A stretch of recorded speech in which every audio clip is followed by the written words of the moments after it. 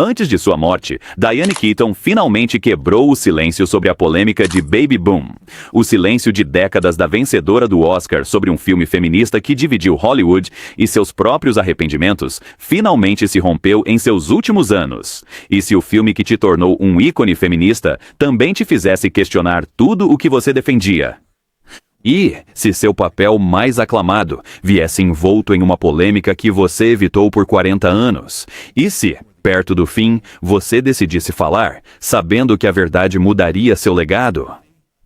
Continue com a gente, porque Diane Keaton não apenas estrelou Baby Boom, ela viveu suas contradições e, em entrevistas, revelou um lado da história que Hollywood nunca viu. Antes de mergulharmos, entenda, Baby Boom não foi só mais uma comédia romântica. Lançado em 1987, foi um divisor de águas cultural. Um filme que prometia o empoderamento feminino, enquanto, para muitos críticos, reforçava os mesmos estereótipos que alegava desmantelar. Keaton interpretou J.C. Wyatt, uma executiva de alto escalão de Manhattan que herda um bebê, troca seu escritório de luxo por uma casa de fazenda em Vermont e encontra o amor com um veterinário rústico. No papel, parece progressista. Na prática, gerou uma grande polêmica. As feministas ficaram divididas, os estúdios ficaram confusos e Keaton desapareceu do debate até pouco tempo atrás. Vamos voltar para onde tudo começou, não com o filme, mas com a mulher que o moldou silenciosamente. Diane Keaton nasceu Diane Hall em 5 de janeiro de 1946, em Los Angeles, Califórnia. Seu pai, Jack Hall, era um corretor de imóveis de temperamento tranquilo. Sua mãe, Dorothy, era dona de casa com veia artística. Pintava, fotografava e acreditava que a filha seria mais que apenas bonita. Diane logo se atraiu pela atuação, não pela fama, mas como um refúgio. Imitava vozes, ensaiava monólogos no espelho e devorava musicais clássicos como se fossem sagrados. Na Santa Ana High, ela usava meias trocadas e vestidos vintage, enquanto os outros seguiam modas. Não se encaixava, nem queria. Eu gostava de ser estranha, disse ela certa vez. Parecia uma armadura. Essa armadura mais tarde se tornaria sua marca registrada. Óculos grandes, chapéus coco, coletes sobre blusas, um visual tão singularmente Keaton que entrou para o léxico da moda. Sua primeira grande oportunidade não veio pelos canais tradicionais, mas por pura persistência. Aos 21 anos, ela fez um teste para uma peça off-Broadway pouco conhecida chamada Hair. Não levou o papel principal, mas foi notada. Woody Allen a viu num workshop e se encantou com sua energia nervosa, charme hesitante e jeito magnético de ser desajeitada. Escalou-a como Kay em Play It Again, Sam, no teatro e no cinema. Essa parceria definiria o início de sua carreira. Mas aqui está um momento que poucos recordam. Durante os ensaios de Annie Hall, em 1976, Keaton ficava sozinha no seu trailer a reescrever falas. Não porque ela fosse, insegura, embora muitas vezes o fosse, mas porque queria que Kay parecesse real, não apenas um contraponto para Alvy Singer. Ela lutou para que a personagem tivesse os seus próprios sonhos, a sua própria voz. Essa insistência na autenticidade se tornaria sua marca registrada e, mais tarde, seu fardo. Quando ela ganhou o Oscar por Annie Hall, em 1978, Keaton não era apenas famosa. Ela era emblemática de um novo tipo de protagonista. Inteligente, falha, autêntica sem pedir desculpas. Ela recusou dezenas de roteiros que lhe ofereciam o papel de Manic Pixie Dream Girl, antes mesmo que isso tivesse um nome. Ela queria complexidade. Ela queria verdade. Vieram os anos 80, década que testou ambos. Foi uma época estranha para as mulheres em Hollywood. Após as conquistas dos anos 70, estúdios buscaram segurança. Keaton, desafiadora, persistiu. Ela produziu A Procura de Mr. Goodbar em 1977, um drama sombrio sobre a vida dupla de uma professora que chocou o público. Ela estrelou Reds em 1981, interpretando a jornalista Louise Bryant ao lado de Warren Beatty, o que lhe rendeu outra indicação ao Oscar. Ela não estava apenas atuando, ela estava construindo um legado, mas, nos bastidores, ela estava lutando com algo mais profundo. Em entrevistas da época, ela desviava de perguntas sobre casamento, filhos ou se estabelecer. Sou casada com o meu trabalho, ela dizia com uma risada nervosa. Mas amigos notavam um desejo oculto. Visitava recém-nascidos e ficava junto ao berço. Olhava famílias nos parques, não com inveja, mas curiosidade. Entram Nancy Meyers e Charles Shire. A dupla vinha do sucesso A Recruta Benjamin.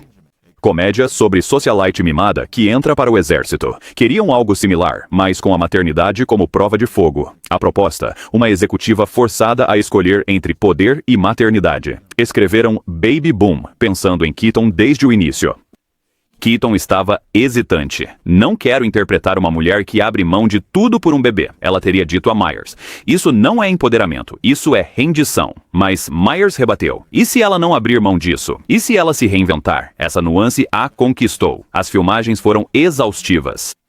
Keaton, aos 40, nunca trabalhara com bebês. Criou laços com eles fora das câmeras, até levando um para casa para ganhar confiança. No set, entrou em conflito com Shire sobre o tom. Queria mais ambiguidade e o conflito interno de J.C. Shire queria uma comédia mais ampla. Você não pode ter os dois, ele teria dito. Keaton discordou. A vida não é uma coisa ou outra, ela rebateu. Quando Baby Boom estreou em 1987, foi um sucesso de bilheteria. Os críticos ficaram divididos. O The New York Times classificou-o como uma fantasia encantadora. A revista Ms. rotulou-o como uma traição aos ideais feministas. O público adorou, especialmente as mulheres que se viram na exaustão de J.C., na sua alegria e nas suas escolhas impossíveis.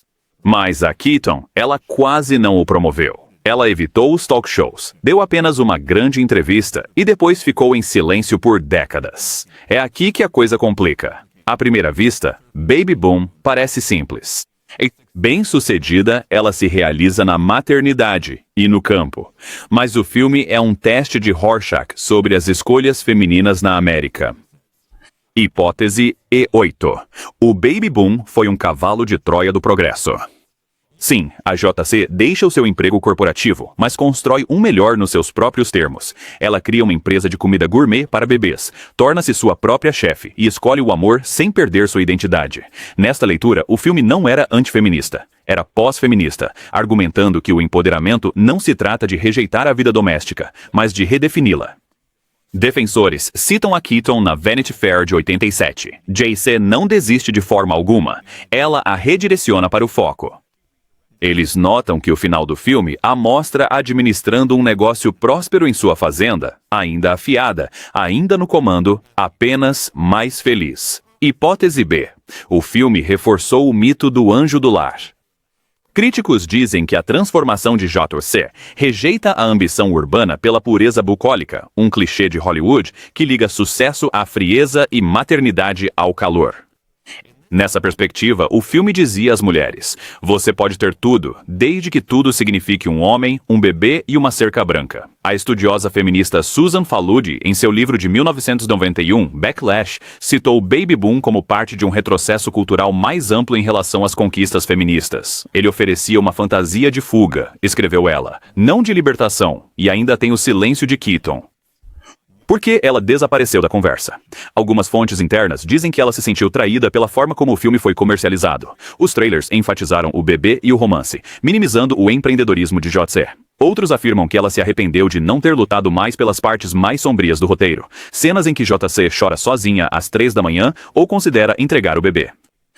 Cortado para dar ritmo. Keaton nunca criticou o filme. Questionada nos anos 90, ela desconversava. Foi uma experiência adorável. Isso dizia tudo. Sua vida pessoal espelhava as tensões do filme. Em 1992, aos 46 anos, Keaton adotou sua primeira filha, Dexter. 3 anos depois, ela adotou seu filho, Duke. Ela nunca se casou. Ela construiu uma vida nos seus próprios termos, mas raramente falou sobre o desgaste emocional da maternidade solo, as noites sem dormir, o julgamento da sociedade. Será que ela estava vivendo a fantasia do Baby Boom ou a rejeitando silenciosamente? Avançando para 2017, Keaton publicou suas memórias, Then Again. Era visceral, poético, repleto de polaroids e cartas não enviadas para a mãe, mas quando chegou a vez de Baby Boom, apenas 2 parágrafos. Amava o bebê, escreveu, mas não sabia se gostava do que diziam sobre mulheres como eu. Já te researcher gel. A frase assombrou leitores. Arrependimento ou honestidade? Só deu detalhes em 2022.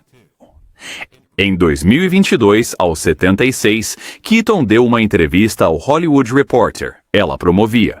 filme, mas a conversa continuava voltando para o seu legado.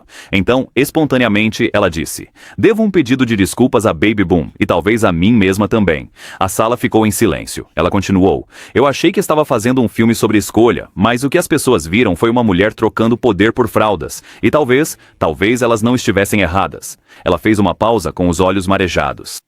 Queria a JC livre, mas o sistema, o estúdio, o roteiro, até eu, aprendíamos numa caixa. Admitiu ter insistido numa cena final onde ela recusa o veterinário, escolhendo a independência. Foi filmada, mas cortada. Disseram que era triste demais, ela lembrou. A vida nem sempre tem finais felizes. Às vezes, são apenas escolhas. Foi um choque. Após 35 anos de silêncio, Keaton não só reconhecia a polêmica, ela assumia sua parte.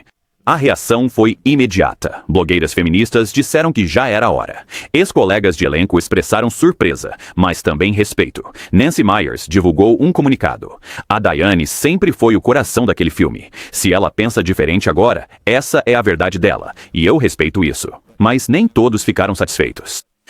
Alguns críticos perguntaram: por que esperar até agora? Por que não falar quando importava, quando o filme estava moldando as conversas culturais em tempo real? A resposta de Keaton em um podcast posterior foi simples: porque eu não tinha as palavras na época. Eu ainda estava tentando entender no que acreditava. E então, silêncio novamente. Mas desta vez pareceu diferente. Não foi evasão, foi reflexão.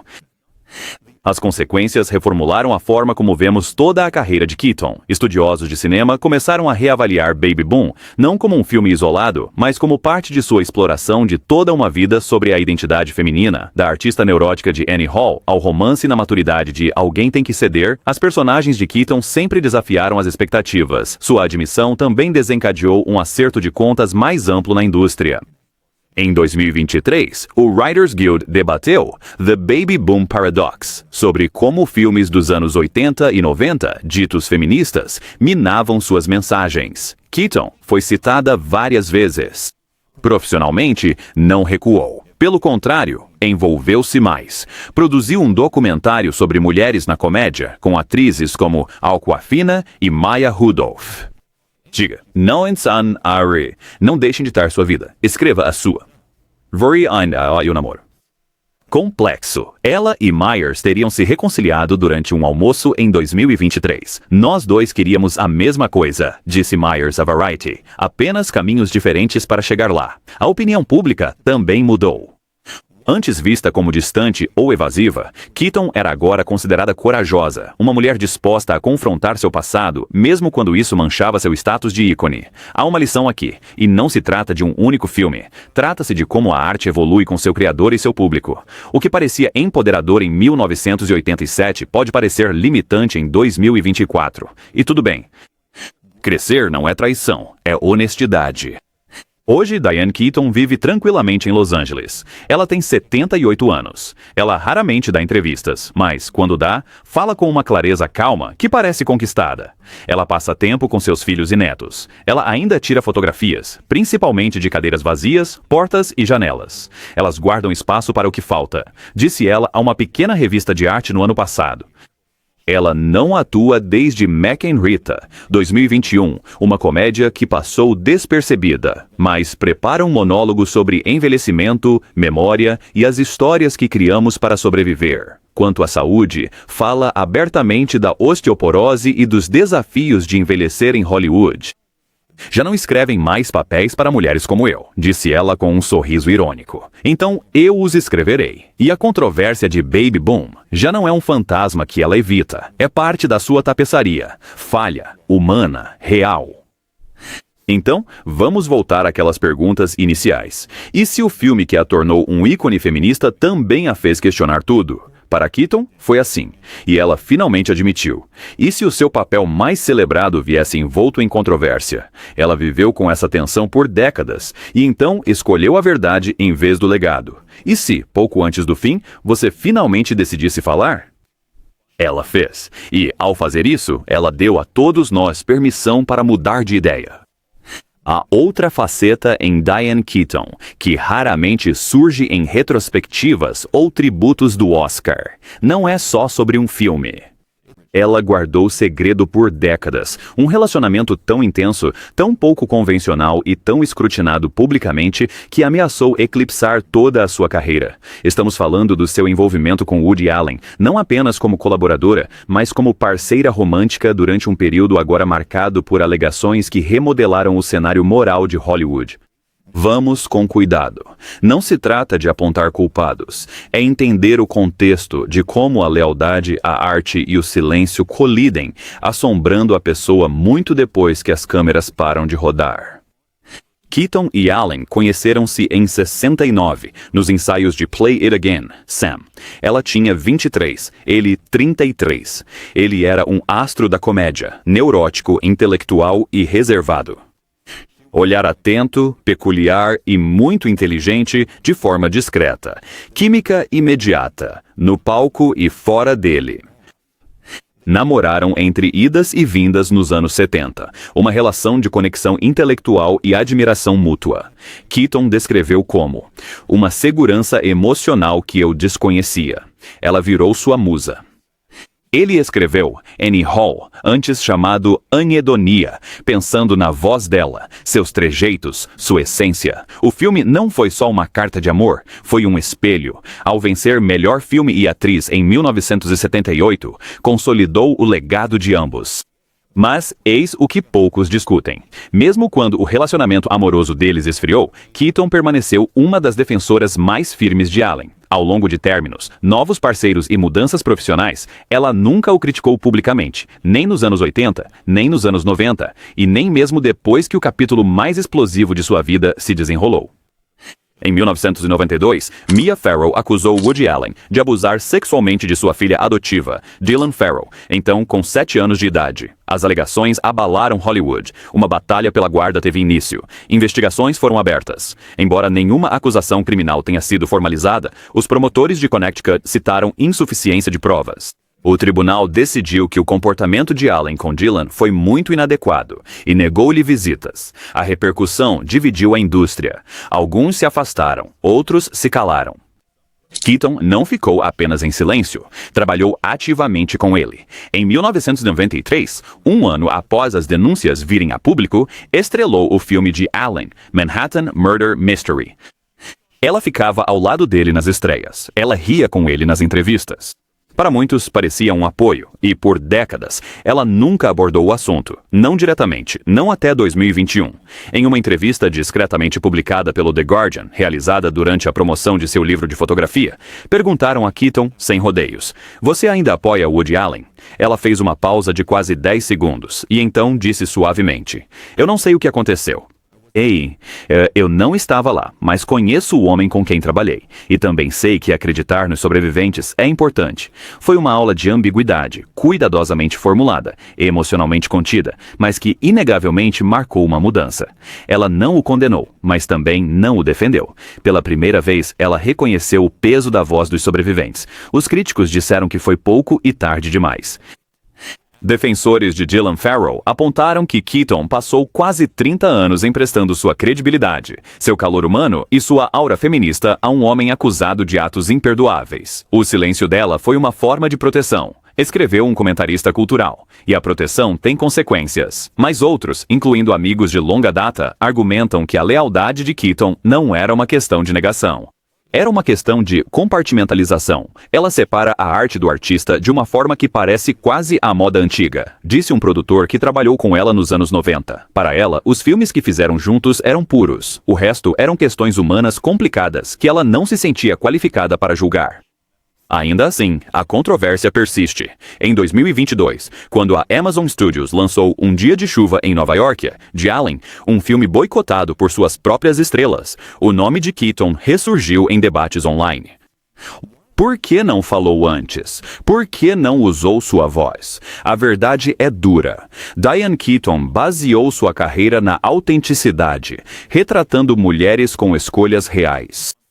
No entanto, por décadas, ela evitou uma das escolhas moralmente mais complexas de sua própria vida. Se deveria permanecer ao lado de um homem cujo legado está agora irrevogavelmente manchado. E isso nos traz de volta a Baby Boom, porque a tensão central do filme entre a imagem pública e a verdade privada reflete a própria vida de Keaton de maneiras inquietantes.